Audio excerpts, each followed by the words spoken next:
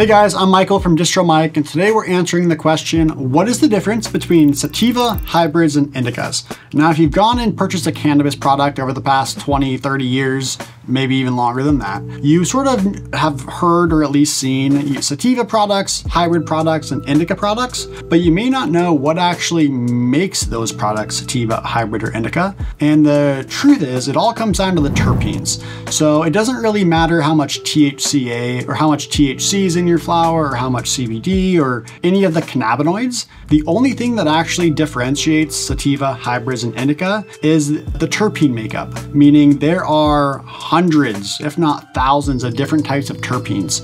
And these terpenes have reactions or effects on you when you consume them. Some may make you more uplifted and give you some more energy. Those are going to be your sativa types of strains, while other terpenes may make you more relaxed, more tired, and those are going to be sort of your indica style terpenes.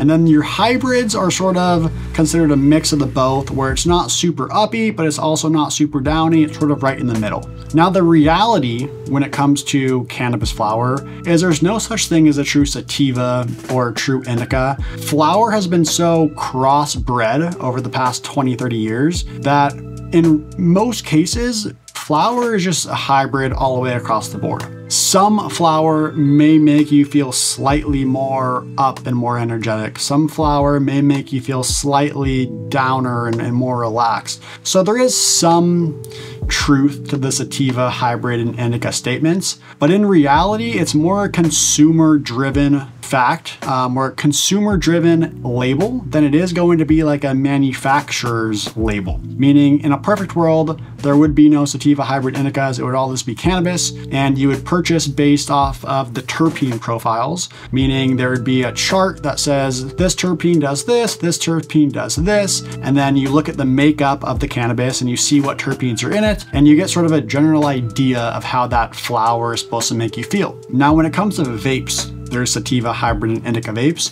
Those are even more sort of wacky, meaning there's really no such thing as a sativa, hybrid, or indica vape. They're all just cannabis or CBD or Delta-8 vapes.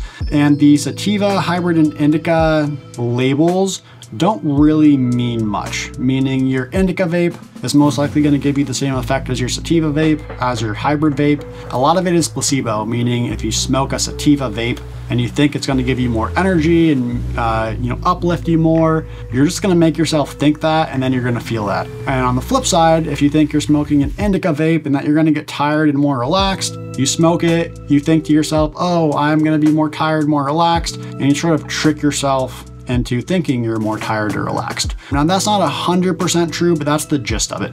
So, difference between sativa, hybrid, and indica, really just the terpene makeup. In the real world or real life use, there's not going to be much difference between your sativa vapes or flower or your indica vapes or flower. They're sort of all this a blend of everything at this point, especially due to how much flower has been crossbred and different genetics and different strains bred together to create new ones. Pretty much everything's going to be a hybrid.